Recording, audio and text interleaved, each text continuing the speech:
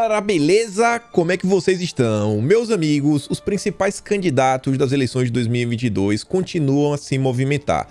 Do lado da extrema esquerda, o Lulinha continua dando entrevistas aí internacionais e ele expõe publicamente o seu apoio às ditaduras da Nicarágua e de Cuba e de vários outros temas que a gente sabe que esse pessoal gosta. A Dilma Rousseff também deu entrevista onde ela faz inúmeros elogios aos chefes do João Dória que estão aí, né, ganhando um grande espaço na Folha de São Paulo com matérias patrocinadas. A gente vai falar sobre isso. No âmbito aí da centro-esquerda, Sérgio Moro, finalmente o Sérgio Moro, o ex-juiz, sai do armário e assume o seu relacionamento com o PSDB. Podemos esperar aí uma chapa do Moro com o vice do PSDB ou quem sabe um presidente do PSDB com Moro de vice, olha só, né? Quem poderia imaginar? E de Bolsonaro, bom, esse a gente tem muita coisa para falar. Desde novidades sobre a relação Bolsonaro-Pérez, será que o presidente vai, não vai? Umas coisas interessantes que não estavam sendo ditas, alguns assim, pleitos que Bolsonaro fez que não passam apenas por candidatos. Ele está criando algumas outras coisas do partido, a gente vai comentar sobre isso. Vamos também falar dos candidatos de Bolsonaro, falar do Tarcísio, falar do Mourão, mais novidades, coisas interessantes também. Lista de deputados também, que Bolsonaro já está vendo isso daí.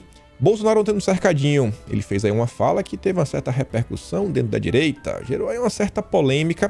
Tem umas coisas também que envolvem o voto aí... O voto.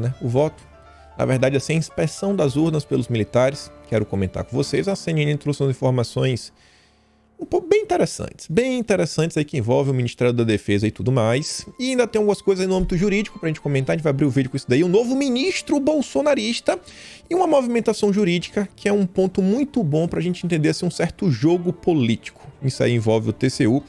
Ainda tem mais umas besteirinhas, tem do Alckmin aí, né? Realmente assim, abraçando a situação para se tornar o vice do Lula e tudo mais. Mas vejam só, gente. Chegou o dia. Josias de Souza escreveu aqui no UOL Notícias. Ao brecar quebra de sigilos, Moraes reforça a blindagem de aras a Bolsonaro. Pronto. Temos agora mais um ministro bolsonarista. Depois da imprensa falar que o Toffoli era bolsonarista, depois da imprensa falar que o Gilmar Mendes era bolsonarista, o Cássio tudo bem, a gente até aceita, né? Temos agora o Alexandre de Moraes protegendo o Bolsonaro. Essa é a imprensa brasileira. O que foi que aconteceu?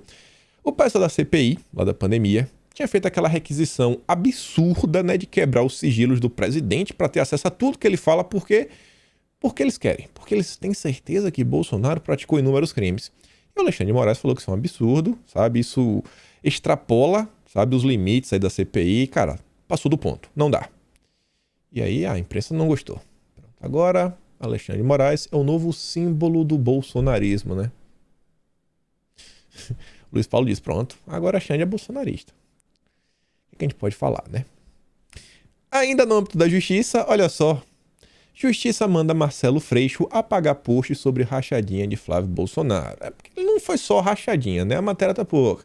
Ele xinga o Flávio Bolsonaro, ele imputa vários crimes, de lavagem de dinheiro, disso, daquilo, outro. Isso aqui é bom pra gente ver o seguinte, que quando você tem um problema, que uma pessoa está lhe atacando e tudo mais, você pode recorrer à justiça. E aí, você, calúnia, difamação e diversos outros mecanismos aí que estão à disponibilidade de todas as pessoas. E tá aqui na Veja, né? Nem sempre a esquerda consegue sair impune. Vez outra aí, né? A coisa vai avançando. Mas tudo bem. No âmbito do judiciário, tem um negócio bem interessante que está acontecendo, que vale a pena a gente discutir inúmeros pontos, olhar o passado, algumas movimentações que o governo fez no início do ano, e você vê agora uma certa importância. Inclusive, dá para analisar alguns tipos de discurso que apareceram na época, do tipo assim, é melhor perder atirando. Bolsonaro indica ministro do TCU, Raimundo Carreiro, para embaixada em Portugal. Olha só. Indicação abre vaga no TCU. Nome precisa ser apreciado pelo Senado antes da nomeação para o cargo. Quem vai nomear aí o novo cargo, o novo ministro, não sei se foi ministro, vai ser o Senado, que vai escolher o novo nome. E olha só, como mostrou o Estadão na semana passada, o Rodrigo Pacheco terá um impasse a resolver a escolha do próximo nome para compor o TCU. Ele tinha um plano inicial de dar vaga para Anastasia. No entanto, 2 outros senadores reivindicaram o posto: Cátia Abreu e Fernando Bezerra Coelho. Fernando Bezerra, aí, que é líder do governo no Senado. TCU é vitalício. Uma vez que você entra, meu amigo, você só faz se você quiser, né? Se for indicado para alguma coisa que você queira. Muito melhor do que ser senador, né? Pô, eleição a cada 8 anos, ixi, e aí? E você vê 3 grandes nomes, assim, né? Políticos extremamente experientes, unidos da máquina há muito tempo: a Cátia Abreu, Anastasia e o Fernando Bezerra. As negociações são para que 2 deles desistam e a vaga não precise ser decidida no voto. Aqui, com certeza, lá na frente, vai ter alguém que não acompanhou esse processo e vai falar: aí, ó, aí, pronto. Bolsonaro aí nomeou alguém aí do Centrão, ou nomeou a Cátia Abreu pro TCU e vai botar a carinha de palhaço, e ninguém vai entender o processo que passa por votação do próprio Senado. E por que eu tô trazendo isso daí? Porque, olha só, antes de mostrar isso daqui, Renan Calheiros deve ser o relator da indicação de ministro do TCU para a Embaixada de Portugal. E o que é que o pessoal tá falando? Que o Renan Calheiros, ele é o dono da vaga. Quem queira aí indicar o seu nome vai ter que passar pelo Renan Calheiros. A partir do momento que ele é o relator da situação, inclusive aí do ministro para a embaixada, ele pode dar um relatório favorável, um relatório contrário, ele pode dificultar e ele pode facilitar. E o Renan Calheiros, ele chegou nessa posição não é por causa de, sabe, omissão do governo federal nem nada. E aqui entra a importância das eleições para a presidência da Câmara e do Senado. Isso daqui passa pela composição das comissões. O senador Renan Calheiros deve ser escolhido para relatar a indicação de Raimundo Carreiro, ministro do TCU, ao posto de embaixador do Brasil em Portugal. A apreciação está prevista para quinta-feira, na Comissão de Relações Exteriores do Senado Federal, presidida pela Cátia Abreu. Na hora que tem a eleição para a presidência da Câmara, tem aquelas negociações, aqueles acordos para o rateio das comissões. Todas as comissões têm a sua importância. Não dá para ter tudo em todo momento, por isso que é bom você ter alguns aliados, algumas posições chaves. O PSL mesmo pode escolher 4 comissões. Não é assim, eu vou escolher as 4 primeiras, eu escolho essa e depois vocês se viram. Não. O PSL pode ser o primeiro a escolher. Pegaram logo a CCJ, a comissão mais importante. A gente está vendo todo o trabalho aí que o Alcolumbre vem dando no Senado. Estou falando do PSL no âmbito da Câmara. E aí você vê, pegou a da Agricultura, pegou a do Meio Ambiente. E qual foi a outra comissão que eles pegaram na Câmara? Não vou lembrar agora. Eles pegaram algumas. Já no Senado, por exemplo, na Câmara, o Eduardo Bolsonaro ele queria pegar a Comissão de Relações Exteriores na Câmara. O pessoal do PSDB pegou na frente. E aqui no Senado quem está é a Cátia Abreu. Olha só, ela quer ser indicada para o posto. E aí ela, na hora de escolher a relatoria, né, ela escolhe o Renan Calheiros. Ó, parce, brother. E aí vai na coisa. Olha como um assunto que foi discutido lá atrás pode impactar agora. E o Pacheco, que é outro nome, o Pacheco também é um cara que tem um jogo de cintura e tudo mais.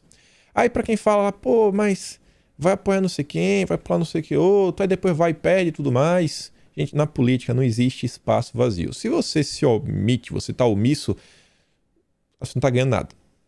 Teve gente aqui que falou, nesse cenário era melhor não ter apoiado ninguém. Era melhor ter apoiado... O pessoal comentou muito na Câmara. Era melhor ter apoiado o Eduardo Bolsonaro para ser presidente da Câmara. Perdeu, não importa. Pelo menos a gente perdeu com honra e tudo mais. Sendo que na política as coisas não acontecem bem assim. Isso daqui é uma vaga no âmbito do judiciário. E o que eu sempre digo para vocês? O que é que eu sempre digo? Flavinho, ele não é ativo nas redes sociais, não tá aí dando as mitadinhas do dia, não tá aí colocando recorte, pelo menos no Twitter, não acompanha nas outras redes. Tá lá colocando vídeo, marca d'água e tudo mais, mas onde ele tá? Flávio Bolsonaro trabalha por Fernando Bezerra no TCU. Não tem uma indicação que passe aí no âmbito judiciário que o Flávio aí não tá olhando, pô, pelo menos aqui tentar ver das opções que nós temos, vamos tentar escolher um que seja nem nada ou menos pior. Entrou na Anastasia, PSD do Kassab. Precisa explicar? Cátia Abreu, né? Serra Elétrica, não precisa nem também falar muito quem é a Cátia Abreu. Aí só o Fernando Bezerra, que é até líder do governo, ajudou o governo, defendeu o governo durante a CPI da pandemia. Dos 3 parece ser um nome um pouco menos pior. Tá longe de ser o candidato que a gente deseja, mas é uma escolha via Senado. Veja como são as coisas. Quer acompanhar algumas movimentações do governo? Presta atenção no Flávio Bolsonaro. Mas enfim, vamos continuar falando do governo. Eleições. Flávio, Rio de Janeiro. Governador do Rio diz que não terá Bolsonaro em seu palanque. Isso aqui pode ser interessante, até certo ponto. Pô, interessante, o cara é do PL, é o partido que Bolsonaro tá pensando em ir, e ele não quer apoio de Bolsonaro? Pô, isso aqui é interessante como? O governador do Rio de Janeiro, Cláudio Castro, avisou para Valdemar que não vai subir no palanque de Bolsonaro caso Bolsonaro se filie ao PL. Castro se elegeu vice-governador, na onda bolsonarista, e se tornou governador após a desgraça do Witzel e está no PL do Valdemar. No governo, ele se aproximou da centro-esquerda do Rio de Janeiro, se aproximou do PT, do PDT, com o prefeito Eduardo Paes, que está no PSD, quer formar uma grande aliança. E o Eduardo Paes está bem fechadinho com Lula. Aliados do governador aconselharam-no a deixar o PL. Caso se filie a outro partido de centro, poderia trabalhar com mais chances de sucesso na aliança que almeja. Nela, Bolsonaro não teria lugar. Pô, mas como isso aqui podia ser bom porque ele pode sair do partido? Pô, mas não ia ser bom, candidato e tudo mais? O que a gente vai falando nos últimos dias? Isso aqui você primeiro ouviu aqui bons meses atrás. Eventual candidatura de Mourão no Rio ameaça dividir base de Cláudio Castro. Mourão não tem planos de ir para o PL. Mourão, ele está no PRTB hoje, pode ir para o PP. E, assim, ele está começando a se empolgar com a ideia de ser governador no Rio de Janeiro. Acho que é um nome aí que agradaria muito mais do que o Cláudio Castro. É um nome aí que vem forte. É um nome aí que teria um bom discurso no âmbito da segurança pública. Um dos grandes problemas do Rio de Janeiro. Pulso firme, né? Bom dia! Bom dia! Quem foi que postou? Acho que foi a Tsuka lá no Twitter. Eu queria ver o Mourão só para dar aquele bom dia. Internamente, o partido avalia que há mais chances do general concorrer ao Palácio Guanabara. Mourão, porém, tem desconversado sobre o caso. A jornalistas, na porta do Planalto, o vice-presidente disse que ainda não decidiu o que vai fazer em 2022. Ele, inclusive, pode vir a ser o vice de Bolsonaro, que também não seria ruim. Pesquisas recentes mostram que a entrada de Mourão na disputa do governo mexe o cenário atual. Pesquisas recentes. Que pesquisas? Que pesquisas são essas? Falo para vocês, existem pesquisas que são feitas internamente pelos partidos e dificilmente é por esses institutos que estão por aí, né? Paraná Pesquisas, isso, aquilo, outro. Que além de Castro, já tem como pré-candidatos o deputado federal Marcelo Freixo, o ex-prefeito de Niterói Rodrigo Neves e o presidente da OAB Nacional Felipe Santa Cruz. De acordo com a sondagem feita pela Quest, feita no mês passado, feita da Globo, o general fica em segundo lugar na intenção de votos, atrás apenas do líder da minoria na Câmara. Ele aparece com 5 pontos à frente do governador. Já está na frente do Castro, nem oficializou nem nada. Estaria atrás do Freixo, mas, cara, eu acho que o Freixo não leva não, viu? Na hora do vamos ver, não leva. Não leva. Mourão tem uma conversa marcada com o presidente do PSL no Rio de Janeiro, o Vaguinho, prefeito de Belfor Roxo, conhecido como um político bem articulado no estado, que afirmou recentemente seu apoio à reeleição de Castro. O alcaide deve assumir o comando estadual do União Brasil, partido fruto da fusão do PSL e do DEM, e que terá acesso a um invejável tempo de TV e fundo partidário e eleitoral milionários. Mourão já está se movimentando. Isso é bom, né? Isso é bom. Embora tenha declarado o endosso ao Castro, o Vaguinho está, olha só, insatisfeito com promessas ainda não cumpridas pelo governador. Podem fazer com que o prefeito deixe aliança com o governador e migre para um palanque mais favorável na disputa. Ainda tem essa. O Mourão está na frente. Vê quando eu falo para vocês, a palavra dentro da política tem um peso muito grande. Se você promete uma coisa, é melhor você cumprir. Porque isso vai pegar mal. Isso vai pegar mal. Na semana passada, Vaguinho se reuniu com Washington Quaquá, vice-presidente nacional do PT, e Joãozinho, presidente estadual da Legenda. Outro aceno que Mourão recebeu de partidos aliados de Castro veio da esfera nacional. O general foi convidado recentemente a se filiar ao PP do ministro-chefe da Casa Civil, o Ciro Nogueira. Mourão aí está bem cotado no mercado. Teríamos um candidato num dos principais estados brasileiros que, assim, é um dos principais estados, mas eu acho assim que disparado, acho que o Brasil vai concordar, que é o número 1 quando a gente fala de problemas ligados à segurança pública.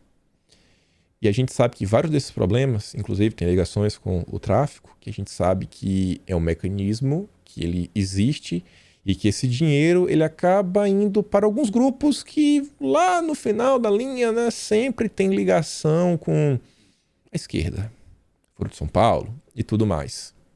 Eu digo isso, né? Sérgio Moro fala tanto combate à corrupção, isso, aquilo, outro. Não existe corrupção, né, sem dinheiro espécie em algum ponto. Sempre vai ter um dinheiro espécie em algum ponto assim desse processo de corrupção e tudo mais. Lavagem de dinheiro, com certeza. E aí, quando você olha, por quem que trabalha com grandes movimentações de dinheiro espécie? Pessoal aí, né, que gosta de fazer coisa errada. Seria muito bom ver o Mourão no Rio de Janeiro. E ainda que fosse como candidato a vice, que ele vence a reeleição, lembra que a gente está falando. O vice é importante, tem que trazer votos e tudo mais, só que o novo vice, agora em 2022, ele pode ser um cara que pode crescer o olho e, sabe, começar a tentar ser o sucessor de Bolsonaro. Mourão com certeza não vai querer ser, o que abriria aí para alguém dentro da direita mesmo assim por buscar essa posição. Com certeza aí Bolsonaro deve ter algum nome que ele está tendo em vista para tentar colocar à frente. Outra coisa que nós falamos, quando o Bolsonaro estava lá em Dubai, que estava junto com o Zema, eu falei, acho aí que Bolsonaro pode vir a apoiar o Zema. Não é o candidato perfeito, né? Fez muita coisa aí que muita gente ficou bastante satisfeita no âmbito da pandemia. Tem algumas coisas que envolvem a família do Zema. Parece que a família dele não sofreu muito durante a pandemia em Minas Gerais. Mas, entre as opções, vem liderando do cenário. A gente vê o concorrente aí que é o Calil, PSD Kassab, ligado ao Lula. E diz que Bolsonaro já ensaia apoio a Zema em 2022. Governador de Minas Gerais lidera últimas pesquisas, seguida pelo prefeito de Belo Horizonte, o Alexandre Calil. Pelo menos com o Zema dá para ter um certo diálogo e por algumas vezes naqueles fóruns de governadores que só tinha maluco aí gritando para tudo que é lado, o Zema se posicionou um pouco mais sóbrio, né? Nunca se posicionou muito a favor de Bolsonaro, mas com um pouco mais de sobriedade. Podemos ter mais um palanque estadual decidido. E olha isso daqui. Apesar de carta branca, PL resiste ao projeto eleitoral de Bolsonaro. Alguns probleminhas que ainda estão no ar. Deputados, dirigentes e prefeitos do PL em São Paulo avisaram ao Valdemar que haverá debandada no estado se Jair Bolsonaro, uma vez no partido, cismar em lançar Tarcísio ou qualquer outro nome de seu agrado ao Bandeirantes, para o governo do estado. Apesar da carta branca que o Valdemar diz ter nos diretórios, o recado foi claro. O recado é ruim, em certa parte bom. Eduardo Bolsonaro terá tapete vermelho, tradução, vai ser muito bem recebido, vai ter espaço em São Paulo. E Eduardo é um cara assim no âmbito eleitoral, eu venho observando, ele vem aí também fazendo movimentações, os possíveis candidatos, então bastante contato com o Eduardo, ao redor do Brasil, eu fico observando em a Bahia, eu vejo que tem um grupo lá, tem o Alden, tem o Alexandre Aleluia, vez outra então com o Eduardo, então tá aí se movimentando. O Ricardo Salles seria, olha só, como candidato ao Senado, também é um arranjo aceitável. E o Salles deixou claro o seguinte, ele só viria ao Senado se tivesse uma chapa aí de governo para dar toda aquela estrutura e de preferência com Tarcísio. Mas daí para cima, seria bom o presidente engolir o Rodrigo Garcia. É difícil, né? O vice do João Dória é padroeiro, digamos assim, do bom momento do PL no estado, inclusive com espaço na máquina pública. E aí não é só deputados estaduais, né? Tem muito prefeito aí também que não quer perder a boquinha. Mais um. O PP, outro pilar do Centrão, vive situação parecida. Sem nome ao Bandeirantes, está dividido entre apoiar o Rodrigo Garcia ou Geraldo Alckmin, que está de saída do PSDB. Há ainda quem defenda seguir Bolsonaro, caso ele queira lançar o próprio candidato. O PP tem 4 deputados federais em São Paulo. Tem gente aí, pelo menos, deve ter pelo menos um, né, que iria apoiar o candidato de Bolsonaro. A bancada paulista do PP tinha uma reunião agendada nesta semana para decidir seu futuro, mas o presidente estadual, Guilherme Mussi, adiou o encontro enquanto acompanha a confusão no PSDB. E eu estou falando, o estado de São Paulo vale muito a pena ficar de olho. O que vai ser decidido em São Paulo vai movimentar o restante de todo o país. Veja como São Paulo é um problema para Bolsonaro, como Bolsonaro é um problema para o Centrão, como Bolsonaro. Como São Paulo é um problema para o Centrão, eu falei São Paulo, Bolsonaro, nem sei. E como São Paulo também é um problema para toda a esquerda, porque o PSD tem interesse, o PSB tem interesse, o PT tem interesse e o PSOL tem interesse. O estado de São Paulo é aquele ponto ali que ninguém está conseguindo conversar. Tá todo mundo numa confusão. Não tem nenhum consenso no estado de São Paulo. Nenhum, zero. É briga para tudo que é lado. E aí, olha só. A CNN trouxe uma matéria que eu achei interessante o final dela. Foi o final? Foi o final. Bolsonaro pretende definir nesta semana data de filiação ao PL. Neste final de semana, segundo relatos feitos à CNN Brasil por assessores do governo, o presidente avisou que pretende definir em breve o seu destino político e que deve marcar nesta semana um encontro com o dirigente da legenda. Então, essa semana já deve ter algum encontro formal entre Bolsonaro e o Valdemar. Está lidando aí com as tratativas para ver se vai ou se não vai para o partido. Na reunião, a intenção de Bolsonaro é fechar detalhes sobre palanques estaduais para o ano que vem, após a executiva nacional do partido ter assinado com a carta branca para a entrada do presidente e discutir a lista de candidatos a deputados federais. Já tem uma lista. Já tem uma certa lista. Que bom. Que bom. Falta um pouco menos de um ano para as eleições, mas diferente aí do que a gente viu em 2022, que a gente chegou faltando um mês para as eleições, não sabia quem que apoiar. As coisas dessa vez parece que estão se caminhando. Isso aqui me alegra demais, demais. Em conversas reservadas, o presidente já sinalizou que só irá se filiar à sigla quando forem solucionados entraves estaduais. Ninguém vai poder falar também, né, que a decisão de Bolsonaro de ir pro PP, assim, foi uma coisa de impulso, foi pega de surpresa. A gente vem comentando isso daqui também. É uma coisa que vem sendo construída desde o final do ano passado. O primeiro convite vem ainda em dezembro de 2020. Ao longo do ano tiveram alguns convites, a maioria feitos aí pelo senador Jorginho Melo, senador da base do governo, estava lá na CPI, como apoio do Partido de São Paulo, e que, caso ainda restem assuntos pendentes, pode marcar a nova data de filiação para o início do ano que vem. Segundo também assessores palacianos, para definir a sua filiação à legenda, o presidente, olha isso aqui agora, também tem solicitado espaço para aliados dele na Executiva Nacional do PL, hoje formada em sua maioria por nomes de confiança de Valdemar. Isso daqui é informação nova, em nenhum momento se discutiu isso daqui. A partir do momento que você começa a colocar suas pessoas na Executiva Nacional, você começa a botar o seu pé verdadeiramente no partido. Por quê? Se um dia Bolsonaro vier a ter a Executiva Nacional em suas mãos, você pode inclusive escolher quem é o presidente, né? Poderia dar um pé na bunda do Valdemar. Isso daí eu não vejo a cara de Bolsonaro. Bolsonaro nunca foi uma pessoa gananciosa, muito menos um traidor, né? Um cara sem escrúpulos que chega atropelando tudo. Vou tomar de assalto um partido. Isso não é a cara de Bolsonaro. Mas daqui passa uma certa segurança, né?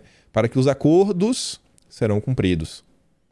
Então você vê as matérias que vêm saindo, o posicionamento do presidente, as coisas que o presidente vem falando na imprensa demonstram claramente que dessa vez Bolsonaro está preocupado com a campanha, tem uma campanha estruturada, já entendeu dos problemas de logística que vai envolver também dinheiro, a necessidade de ter um avião, locomoção, sabe? A necessidade de construção de palanques estaduais, lista de deputados, que não vai ser só a pauta ideológica que vai eleger, que vai ser o principal fator de 2018, né, que foi o antipetismo. Ali decidiu, ou era direita e esquerda.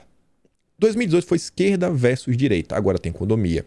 Agora tem as questões ligadas à pandemia. Tem as questões ligadas à rejeição, que aí entra direita e esquerda e tudo mais. Parece que Bolsonaro vem se preparando. Nosso presidente vem se preparando. Vem lá com o jeitinho dele. Tá indo, gente. Tá indo. E ele falou sobre o Tarcísio. Até então, o Tarcísio ele não estava muito animado a ser assim governador. Mas Bolsonaro vem batendo na tecla e parece aí que o Tarcísio está se mostrando um pouco mais aberto para abraçar aí a missão. Vejam só. Não, ali parece que o Tarcísio deve ir candidato ao governo. Deus abençoe. Deus abençoe. Ele é um gestor, está há 3 anos comigo. Deus abençoe. Faz milagre com um orçamento pequeno. Com certeza. Ele ressuscitou eu falei mineiro aqui, mineiro gosta de trem, não é isso? Ele renasceu o modal ferroviário no Brasil. A gente vai inaugurar agora, fevereiro, março, a ferrovia Norte-Sul. Não é obra federal, nós apenas não atrapalhamos. O poder público tem um poder enorme para atrapalhar. Né? E a gente conclui a obra agora, através da Rumo, né, uma empresa, e vamos ter então uma linha férrea do Maranhão, passando por Tocantins, Goiás, até São Paulo. Muito complicado. Não, ali parece que Olha que tá repetindo. Então tá aí, né? Parece que tá pegando gás a candidatura do Tarcísio. E sobre eleições, né, como um todo, olha só esse daqui. Essa é uma matéria no Estadão que fez um levantamento. Bolsonaro vê Lula e Moro se aproximarem no alcance online. a gente vem falando, a direita ela vem perdendo certo espaço. Diversas brigas, diversas confusões que aconteceram. Acho que em parte também tem um pessoal da crítica construtiva, veio deixando muita gente para baixo, chateada. A gente vai comentar um pouco sobre isso hoje também. Mas eu acho que também tem outros fatores. A pedido do Estadão, a consultoria digital Bytes compilou dados históricos sobre o desempenho do presidente e seu principal adversário, o Lula. Ao longo de 2019, Bolsonaro teve 732,8 milhões de interações em seus perfis no Twitter, no Instagram e no Facebook, quase 13 vezes mais que as 56,6 milhões de interações do petista. De lá para cá, a diferença reduziu de forma expressiva. Em 2021 até agora, Bolsonaro teve 3,7 vezes mais interações que Lula. E olha só, eu consigo entender alguns fatores. A esquerda vem crescendo, isso não dá para negar. A esquerda vem crescendo, quem fala o contrário está tentando se iludir. E a direita também vem caindo, quem fala o contrário também está tentando se iludir. Mas nem tudo está perdido. O Lula, gente. O Lula e o Moro, se vocês analisarem, eles estão fazendo o típico discurso que viraliza nas redes sociais. É aquele discurso com as lacradinhas, com as mitadinhas. É o que o povo gosta. É o que engaja, é a mitadinha e a lacradinha. É fazer um vídeo sobre o que aconteceu, olha só a questão da prova do Enem, olha só esse problema que está acontecendo nisso, o julgamento dos Estados Unidos. Aquelas coisas assim que não tem nada a ver com a política do dia a dia, que não vai mudar muita coisa no Brasil, mas que o povo adora, sabe?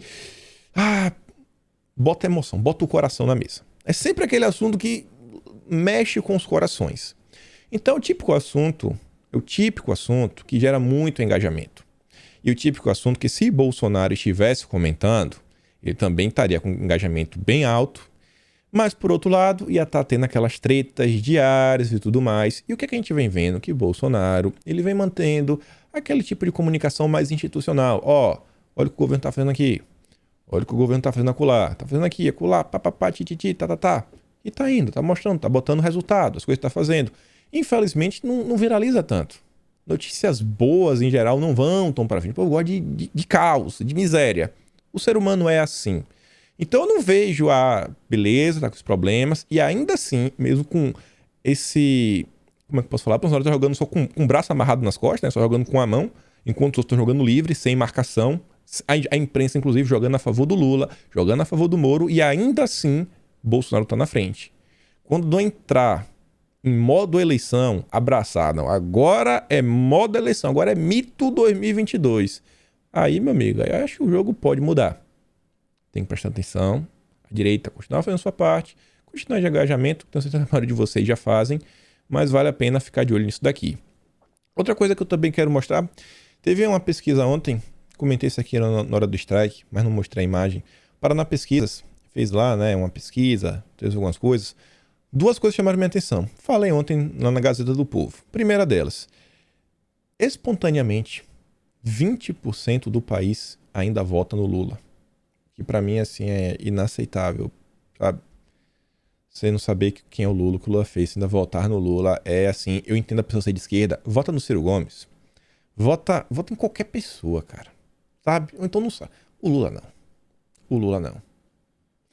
E você vê que 11% não vota em ninguém. Sabe? Assim, você fala, cara, o que é que tá acontecendo? 10, por exemplo, não quer votar. E isso daí não resolve nada. Eu vou demonstrar minha satisfação. Não resolve nada. Isso aqui é uma infantilidade sem tamanho. As coisas vão melhorando, sabe? As pessoas vêm acordando, as pessoas vêm discutindo política, mas ainda tem muito chão para andar. Outra coisa que chamou minha atenção foi isso daqui, ó. O fator mais importante na hora da escolha do candidato. Honestidade. Vocês veem, né? O tempo todo a imprensa tentando colocar o fato que Bolsonaro é corrupto. Até agora nada. Mas o discurso, né? Já tem gente falando. Se lembra do caos ao redor da questão dos imunizantes? 38% estão em busca de honestidade. Eles tentaram tirar isso daí de Bolsonaro. Competência, depois ser próximo do povo. Tem alguém mais próximo do povo que Bolsonaro? Lula é bom nisso também. Mas tem alguém melhor que Bolsonaro? E aí você vê. A Anitta, ela comentou isso, acho que lá no meio da CPI não estava acontecendo. Ela falou, preste atenção. A estratégia da oposição nessa CPI aqui é colocar pecha que Bolsonaro é um corrupto e gênio. Porque aí o Lula é um corrupto. E a disputa vai ser, você vai votar no corrupto ou você vai votar no corrupto gênio? Os dois ao mesmo tempo. Então é importante para a oposição colocar essas pechas em Bolsonaro. Que ele é corrupto e gênio, porque equipara não, ele fica pior do que o Lula. Tem método, tem muito método as coisas que vão acontecer nesse Brasil. E aí, meus amiguinhos, Bolsonaro falou uma coisa aí muito polêmica mesmo. Já tá até aqui, deixa eu ver. Tá aqui. Ele fala aí sobre a direita nacional. Olha só o que Bolsonaro disse. Não. Sim. O conhecimento. Tem cara aqui na mídia social que diz: meu IPTU tá alto. O que eu tenho a ver com o IPTU? Muita gente diz que Bolsonaro, né, não usa as redes sociais, que é o Carlos que usa e tudo mais. Mas é o que o Bolsonaro diz. Muita gente lá nas redes sociais fala isso de mim. Ele tá prestando atenção nas redes sociais. Ele sabe o que se passa. Óbvio que ele não vai saber de tudo de forma aprofundada. Mas tem algumas coisas que não tem como fugir aos olhos. E olha o que ele fala agora. Bolsonaro, o senhor é o único. Mas o pessoal está conhecendo agora, né? O que é cada dos poderes. Até há pouco tempo ninguém sabia de nada, como eram os procedimentos. Nem direita. A direita não existe ainda. Está em formação. O senhor é o único. Tem aparecido os falsos conservadores. Sim, tem aparecido bastante. Bastante não. Uns conhecidos aí. Bolsonaro, o senhor é o único. Uns conhecidos aí. Alguns já são até conhecidos. Eu acho que o que ele quer falar com falsos conservadores, na verdade, são super conservadores, né? Aqueles que dizem que Bolsonaro é um frouxo, um covarde, que se vendeu, que isso, que aquilo, outro. Nos últimos dias, trouxe aqui em vídeo. Preste atenção também. Vale a pena prestar atenção em todos os filhos de Bolsonaro, né? Todo mundo é da família. Você vê que o Carlos Bolsonaro, ele assim, frequentemente vinha pontuando, ó, tem uma galera aí que acabou de chegar e tá querendo ensinar o padre a rezar a missa. Tá querendo aí ensinar para o que o Bolsonaro tem que fazer, deixar de fazer. É o tempo todo aí, né, de indiretinha, sempre... Não, tô tentando ajudar. Não tô dando indireta, não. Não tô deixando nada... Não, tá nada. Bolsonaro tá vendo. Ele não tá falando do Sérgio Moro. Ele não tá falando do Nando Moura, né, dessa direita. Tá falando de alguma galera aí. Presta atenção nas redes sociais. Inclusive aí, a Elisa postou o mesmo vídeo. E o Carluxo foi ali, ó. 3 pontinhos. Só observo. Presta atenção aí, né? Nos falsos conservadores. E aí, falando sobre isso daí, tem uma coisa que você vê, né? Tem um grupo na direita aí também, que todo dia eles reclamam do pessoal da Secult. Teve, inclusive, aí umas pessoas aí que ocupam cargos na máquina. Vou só resumir em cargos na máquina, para não dar muito holofote. Que falaram que o pessoal da Secult eram os maiores problemas do Brasil. Era pior do que um grupo que era conhecido lá na direita de querer apontar o dedo e chamar todo mundo de traidor. Não é, esse pessoal é pior que isso. Eu falei, pronto, é mesmo, tá certo. Quando você olha quem é a pessoa, a quem ela tá ligada, e a quem os amigos dela já andou brigando nas redes sociais, já brigou inclusive com o próprio Eduardo Bolsonaro publicamente, aí você fala, tô entendendo, mas tudo bem. Aí aconteceu essa matéria aqui na Gazeta do Povo, a cultura brasileira na mão de tuiteiro, pronto. Mais um agora para jogar pedra. E falando lá que é o caos, né? A Secult já tá jogada ao lixo.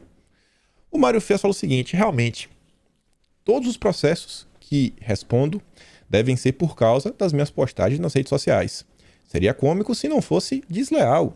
Deve ser muito triste não ter vida própria. Que bom que cuido da cultura e não da vida dos outros. E ele retuita o André Porciúncula, o secretário da Rouanet, que ele falou o seguinte, ó. Temos mais de 78 processos, todos motivados pelas diversas ações que fizemos, não pelas postagens das redes sociais. As principais ações, para a galera que diz que a cultura não faz nada.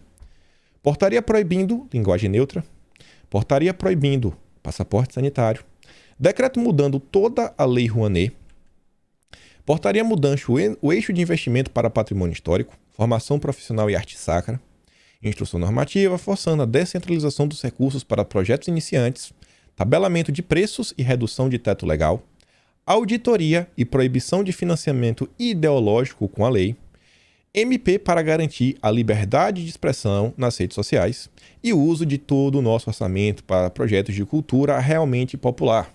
Lutamos para barrar diversas iniciativas desastrosas, como a Lei Paulo Gustavo e a tentativa de emplacar uma Aldir Blanc eterna, sendo que a primeira foi antes de entrar, quando Mário tinha poucos dias de governo e ele trabalhou fortemente para mitigar os jabutis do PL. O PL é o projeto de lei, não o partido. Mas claro, para a amiguinha do cineasta, Mário é um tuiteiro que nada faz. Está aprendendo bem com a mídia como fazer uma campanha mentirosa de destruição de reputação. Um ponto fora da curva na Gazeta do Povo, lastimável. São 2 objetivos. Tentar inviabilizar o único meio de comunicação com o público e 2, atingir o presidente. E aí o que eu digo para vocês. Tem um pessoal que vai ser candidato e você vê que andam meio que em grupo e vem sempre o discurso, né? Que o governo abandonou as pautas, que abandonou as pautas, que abandonou as pautas. Um MP para garantir a liberdade de expressão, isso daqui é abandonar as pautas? Uma auditoria para proibir financiamento ideológico com a lei, né, Rouanet, isso aqui não é as pautas? Formação profissional e arte sacra, isso aqui não são as pautas? Proibir linguagem neutra, isso aqui não é as pautas? Proibir o passaporte, isso aqui também não é lutar pelas pautas? Será que não é? Será que o governo realmente abandonou as pautas? Ou será que esse pessoal precisa falar que o governo abandonou as pautas porque quando chegar nas eleições, na hora que tiver que escolher um candidato, né? Aí a direita dividir os votos entre os bolsonaristas e os conservadores, esse pessoal vai pegar o voto dos conservadores. Pensa nisso. Pensa nisso. Vê, tem gente assim que eu nunca vi, capaz nos últimos meses, sequer assinar uma compartilhada em qualquer postagem de Bolsonaro, sequer, nenhuma, zero, assim, nos meses, que não fala nada da cultura. Quando teve a MP da Liberdade, falou nada, ficou quieto. Quando teve aí a linguagem também ficou quieto, mas na hora de criticar aponta o dedo, né? Super conservadores. Observa, só observa. E aí, sobre a questão da cultura, o Carlos está aqui, ó. Quem acha que a auditoria da Lei Rouanet de mais de 13 bilhões de reais que não prestaram contas é uma bobagem, não é bom sujeito.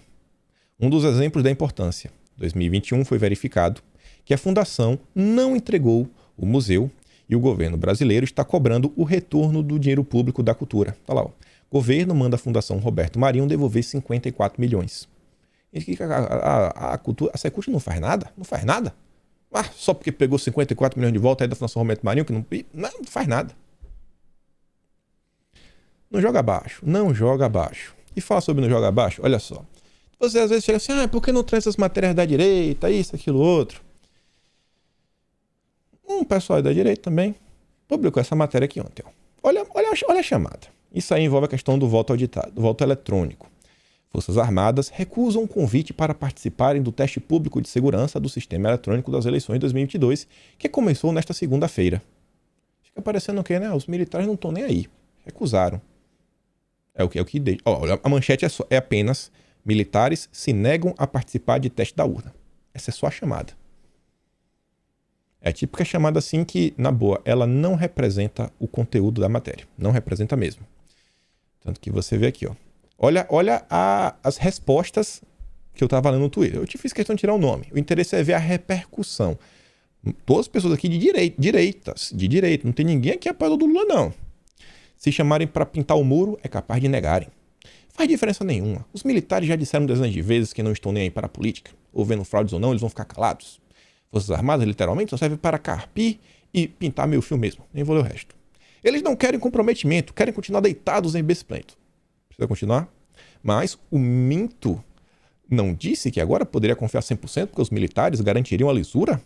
Faz tempo que as Forças Armadas abandonaram o povo e tudo mais. A manchete deixa isso daí. A gente sabe que o brasileiro, na maior parte do tempo, só lê a manchete. Aí aqui as pessoas que foram além da manchete. Tem um problema mais grave do que esse. Não lê a matéria. A recusa se dá ao formato do teste feito. Os militares não estão indo por causa do tipo de teste que foi apresentado. Se eles participarem, o iluminado sairá falando para todos que o processo foi atestado pelas Forças Armadas, que na prática é mais uma peça no tabuleiro. Ele falou, do jeito que está, não dá para garantir que o processo tá bom. Sabe qual é o problema? A maioria não lê a matéria. Os militares não estão querendo dar chancela ao processo da forma que está. Os militares têm razão, não querem participar do sistema eleitoral duvidoso. O Exército no Brasil não serve para... aqui eu botei era para estar na outra. Eu vi a mesma notícia na CNN. Acham que o sistema deve ser modernizado. Na verdade, essa notícia, ela só pega uma matéria da CNN e reposta. Quem trouxe a informação foi o Caio Junqueira, que passa bem longe, junto com a CNN, de ser um apoiador do governo. E olha o que eles têm a falar sobre a questão dos militares. Vou botar aqui para vocês. Cadê? Cadê você, Caio? Aqui. Tudo já foi feito, inclusive, Opa. pelo general. O Ministério da Defesa avalia como informar ao Tribunal Superior Eleitoral a melhor forma de dizer que considera o sistema de votação brasileiro vulnerável a ataques externos e internos. Esse debate cresceu muito nas últimas semanas entre os militares, que consideram que o modelo atual é suscetível a falhas e pode afetar o resultado das eleições, sim, em 2022. Uma breve manifestação nesse sentido já foi feita, inclusive, pelo general Heber Portela, que é o representante do Ministério da Defesa na Comissão de Transparência das Eleições, aquela comissão que o ministro Barroso criou. Isso aconteceu durante a segunda reunião do colegiado, no dia 4 de outubro, né? Segundo fontes militares, ele manifestou algumas preocupações com o modelo atual de votação, refletindo esse debate interno que as Forças Armadas têm feito sobre o sistema eleitoral. Basicamente, eles consideram que a segurança do processo eleitoral não pode ser reduzida à abertura de uma versão do código-fonte, que é uma das medidas implementadas pelo presidente da Corte, Luiz Roberto Barroso. Tem uma série de outros questionamentos também que tem levado ali os militares, o Ministério da Defesa, a concluir que da forma como está o sistema, na visão deles, não seria 100% seguro. Não dá para ter uma chancela do Ministério da Defesa nisso. E tem uma preocupação específica com a forma como isso deve ser tratado junto ao Tribunal Superior Eleitoral. Esse comitê de transparência é formado por 12 integrantes. E a ampla maioria já tem ali um mapeamento, diverge dessa visão dos militares, né? Para a maioria, pelo menos 7 integrantes desse grupo, a urna eletrônica é segura, sim. Então a defesa estuda como apresentar daqui em diante, até o processo eleitoral, o que considera as deficiências do processo eleitoral, mas sem que isso também vincule, tenha essa preocupação, pelo que eu levantei, ao presidente Jair Bolsonaro, que a gente sabe que é um crítico do sistema atual. Uma das saídas em debate é fazer sugestões, sim, para que o sistema seja aperfeiçoado e tentar conseguir convencer os outros integrantes desse comitê do TSE e o próprio Barroso a implementá-las, né? A gente procurou oficialmente o Ministério da Defesa, eles não quiseram comentar essa informação, mas hoje as Forças Armadas e o Ministério da Defesa não chancelaria o sistema de votação para as eleições de 2022. Uma análise disso pode dar muita confusão ainda no ano que vem. Tá entendendo? Eu não sou fã dos militares. Tenho várias críticas aos militares, mas assim, tem que ser justo. Não é que eles se recusaram. O ponto da matéria é o seguinte: os militares, eles não chancelam o sistema atual e o tipo de teste que foi proposto não está assim, sabe, a contento dos militares. Eles esperam ter mais oportunidades e o que é que eles querem fazer? Apresentar soluções para a modernização como um todo. Pô, tá entendendo? Tá entendendo? É por isso é que Bolsonaro anda falando algumas coisas. Por isso que algumas pessoas falam, olha o que tá acontecendo aí. A direita precisa dar uma certa alinhada. Avançando aqui pra gente falar do Lulinha e do Moro, vejam só. Na sexta-feira, Lula esteve na Espanha. Após se reunir com autoridades, encontrou a diretora do El País. A diretora do El País, que é internacional, né? Pepa Bueno, e a redatora-chefa de internacional do jornal, La Bella 10? Sei lá como se diz. Enfim, encontrou aí com a outra lá. E fez a entrevista. Só pessoas de peso, né? E fizeram algumas perguntas pro Lula. Vejam só. Falemos da América Latina e concretamente de países que experimentam deteriorações democráticas. No caso da Nicarágua, que teve eleições recentes, não reconhecidas pela comunidade internacional, qual o seu diagnóstico? Ela não consegue nem falar a palavra ditadura, né? Não, a deterioração. Olha o que o Lula disse. Quando governei, tentaram me convencer de que fosse a um terceiro mandato. As pessoas ao redor do Lula defendem, né, a perpetuação no poder. Olha os amigos do Lula. Ele não esconde nada. Não, Lula vem terceiro mandato, continuando no poder. Não larga. Já deixou claro o que a esquerda pensa. Ah, mas eu não fiz. Eu disse não. Tá bom, botou a Dilma. Mas as pessoas, Lula vem terceiro. Existe, dentro da esquerda, de forma bem clara no Brasil, a intenção de se perpetuar no poder.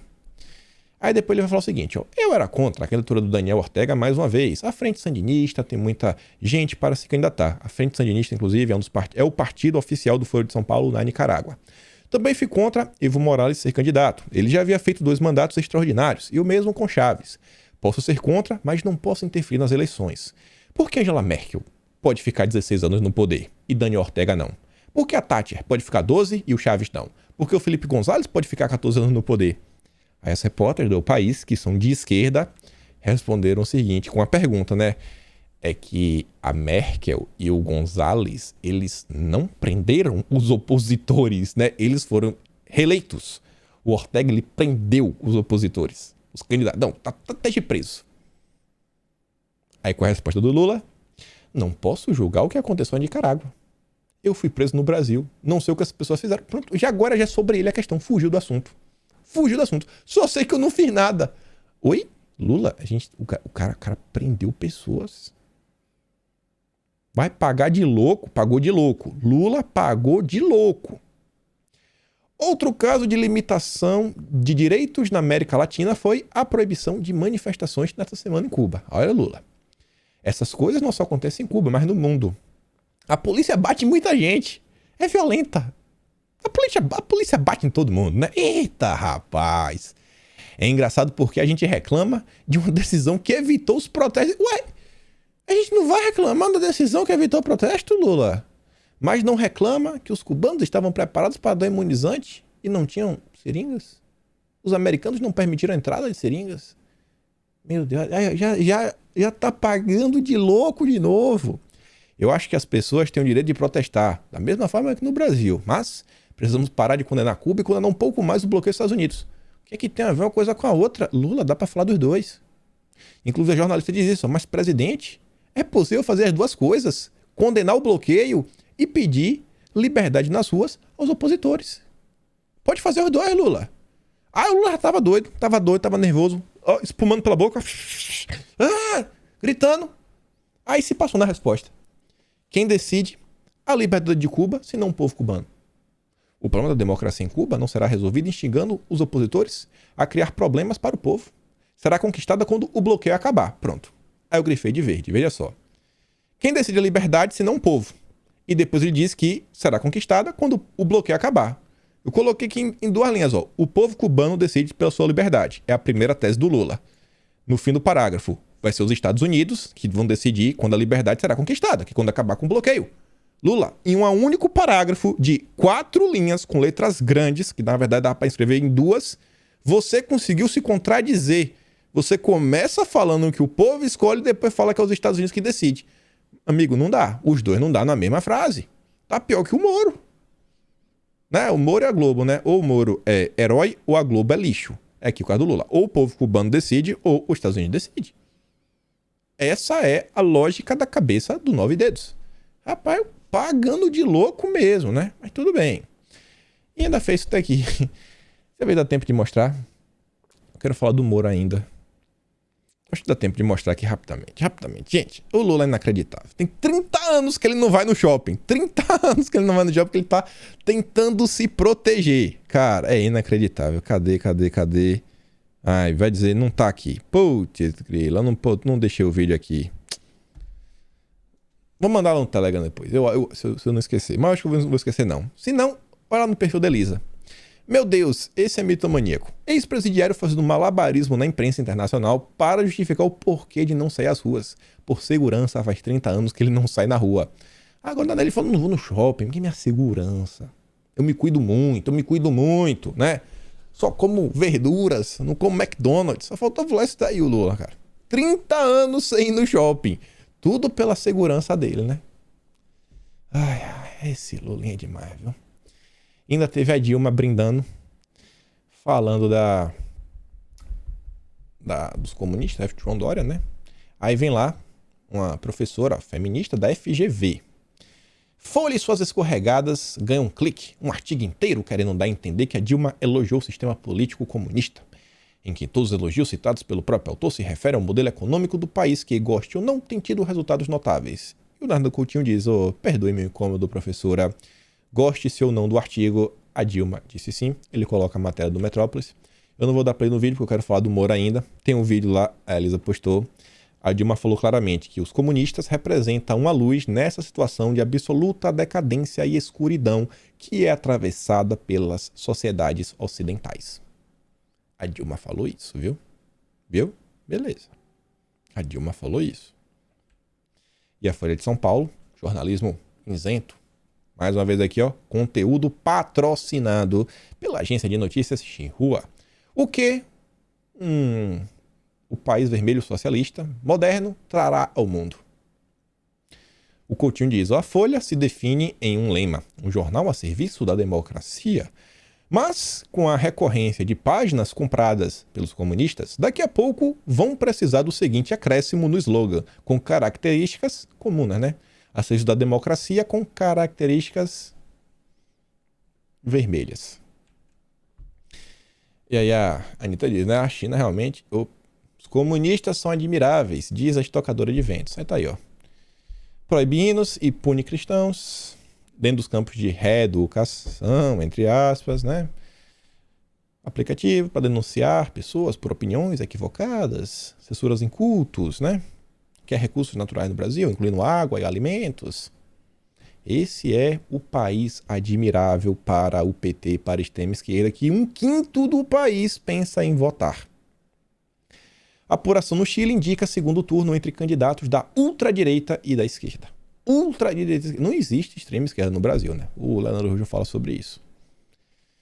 Só trouxe só para completar. Mas vejam só, Geraldo Alckmin. Vamos correr para falar do Moro ainda. Geraldo Alckmin está balançado sobre serviço de Lula. As reações de Alckmin são sutis, mas, numa conversa recente, o ex-governador chegou a perguntar para o interlocutor o que deveria fazer em relação ao tema. A articulação para que Alckmin se torne vice do Lula começou com o Márcio França, do PSB. Sabe que ele precisa tirar o Alckmin da jogada para concretizar o plano político dele, que levou a proposta para o Haddad. Para que a negociação tenha sucesso, Alckmin terá de se acertar a filiação ao PSB. Agora já mudou. E é para o PSD, depois União Brasil, agora está indo para o PSB. O estado de São Paulo é decisivo para a gente entender o futuro das movimentações de toda a política nacional. Crise das prévias deve adiar saída de Alckmin do PSD e deixa dirigente do PSB aflito, porque está esperando. Vamos ver como é que vai acontecer, sem pressas. O Alckmin sabe que ele pode esperar. Ele está na posição de negociação mais privilegiada. Todo mundo quer ele porque ele está na frente das pesquisas. E a decisão das prévias vai definir muita coisa. Uma delas, fiz questão de trazer aqui a mesma matéria que a gente trouxe ontem. E eu falei o seguinte, ser cabeça de chapa ou vice depende da dependência de quem ganhar. Eu falei, se der Leite, olha a chapa aí, Moro e Leite de vice. Moro e Leite de vice. E parece que a gente estava certo. Olha o que a imprensa tem a falar. Se centro sair fragmentado, temos dificuldade de ir para o segundo turno, diz o Tasso Gereissati. Acho que, se sair fragmentada, essa candidatura de centro vai ter problemas para ir para o segundo turno. Ou seja, o centro tem que se unir. União do centro, né? PSDB junto com o Moro. Espero que haja bom senso daqui até abril para que aqueles que estão menos favorecidos nas pesquisas possam se juntar no segundo turno numa candidatura só. Quem defendeu a escolha do governador do Rio Grande do Sul, Eduardo Leite, que defendeu o Eduardo Leite para ser o nome tucano na corrida presidencial. E olha o critério que ele colocou para decidir a chapa da terceira via, né? Os menos favorecidos abram mão. Sabe? Quem for mais competitivo deve ser o candidato. Olha o discurso, vamos ver quem falou a mesma coisa. Tasso considera legítima a disposição do ex-ministro da Justiça, Sérgio Moro. Tasso Gereissati falava desde o início do ano, é o principal articulador da campanha do Eduardo Leite, amigo do Ciro Gomes. Moro disse ao PSDB não ter apego à candidatura, mas quer reciprocidade. O ex-juiz Sérgio Moro conversou com o presidente do PSDB, o Bruno Araújo. O Bruno Araújo, dias antes da filiação, a gente nem sabia, tá sabendo agora. Então você vê que aquela fala do Bruno Araújo já foi após conversas com Sérgio Moro. A conversa teve caráter institucional, mas serviu para Moro firmar um primeiro entendimento com os tucanos sobre a sua candidatura à presidência. Araújo disse que estava de acordo com a fala de Moro e garantiu que o PSDB se comportará da mesma forma.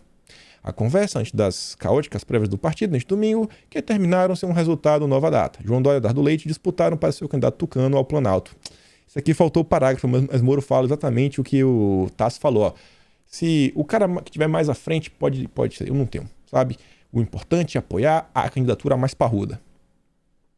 Moro vê Leite mais flexível e Dória determinado no PSDB. É leite no Moro, meu amigo. É leite no Moro e Moro com leite. É isso aí. Se merecem. Se merecem. Se merecem.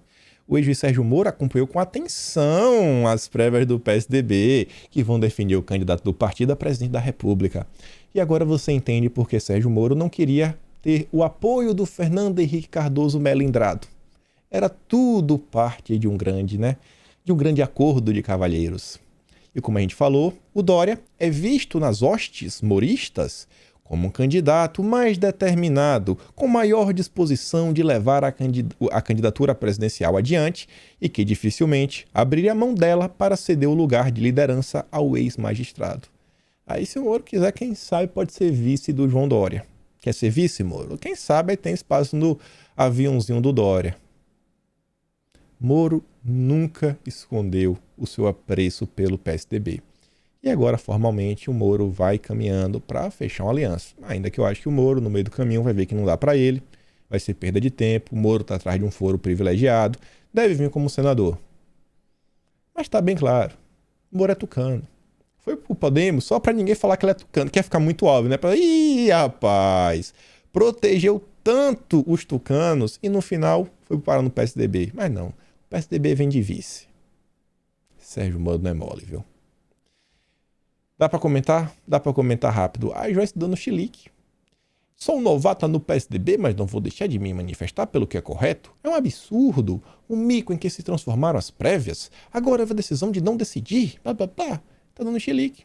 No chilique, não que é possível. Isso daqui, tudo mais. Como é que pode? Joyce querendo colocar ordem no PSDB. Uma coisa interessantíssima. Notícia era antiga, mas você vê, né? É o que eu digo, a direita às vezes não acompanham de perto os casos. Sabe a Joyce, a biografista, né? Quem faz biografia é o quê, né? A biografista? Não é, eu sei aqui nessa palavra, mas enfim. O Moro virou um biografado, né, após a Joyce. Quem escreveu o livro da Joyce não foi a Joyce. Foi um petista. O Pedro Zambarda, aquele que fez as matérias do Luciano Ayan. Escreve no Diário do Mundo. O Hermes Magno nos trouxe aqui a prova, um e-mail. Hermes, tudo bem? Como está? Terminei o livro da Joyce e agora estou um pouco mais livre para conversar contigo sobre a possibilidade de fazer o seu livro. Livro este que vai explicar o seu papel como denunciante da Lava Jato, porque isso é diferente de delator. Os problemas no procedimento da PF, os progressos no combate à corrupção, enfim, tem muito assunto. Delator é o livro da Joyce, né, dos delatores. Olha só, rapaz. Moro, até o livro dele é escrito por petistas. Moro. Não para em pé. Esse não para em pé. É o que eu digo, gente. A candidatura do Moro vai testar a maturidade do povo brasileiro. E para você ver, né? O Moro gosta de um autoritarismo. O pessoal fala, um dos grandes pontos que as pessoas levantam sobre as criptomoedas, o Bitcoin, é a questão da descentralização. Ninguém manda, né? Não tem um banco central. Economista de Sérgio Moro chama Bitcoin de insanidade coletiva. O CoinTime diz, o que é criptomoeda? Segundo o economista do Moro, não é ativa, é simplesmente uma coisa volátil e gasta uma quantidade enorme e inútil de energia. Ainda coloca nessa pauta verde o ESG Compliance na parada. O Moro é um autoritário, viu? É um tirano. Moro é um tirano, traidor e tudo mais. E pra gente fechar aqui o vídeo de hoje, Sérgio Moro, né? Ele não gosta muito de pobre, então não anda muito assim em favela nem nada, mas tem uns vídeos aí perdidos, vai tentar juntar todos, que é para ver se dá um compilado de Moro passeando entre pessoas comuns, né? Se duvidar, até a gente é figurante. Deve ter ligado pra Globo, andado no Projac, falou assim, mas aqui é todo mundo aí de mendigo, eu quero entrar aqui num set de favela para fingir que eu sou adorado pelo povo brasileiro. A blindagem de Moro, a ataques bolsonaristas e petistas. Fernando Vieira começou a fazer uma compilação de fotos e vídeos de Moro sendo abordado em lugares públicos com pedidos de fotos. A Anitta lembrou aqui, né, da Joyce, como foi na época lá da Cracolândia e tudo mais, aquele tititi. Não vai, irmão, não vai. Já que o marqueteiro do Moro está tendo ideias tão geniais como as de 1990, fico aqui me perguntando se ele já contratou o maquiador, o cabeleireiro e já agendou horário para passear na Cracolândia com o candidato para ter aquelas belas imagens como a Joyce fez no ano passado. Enfim, meus amigos, lembra daquela curtida e compartilhada, se inscreve no canal, se você me apoia, vire membro ou então me apoia lá no Patreon e a gente se vê amanhã. Aquele grande beijo, abraço, tamo juntos e valeu, meus amigos.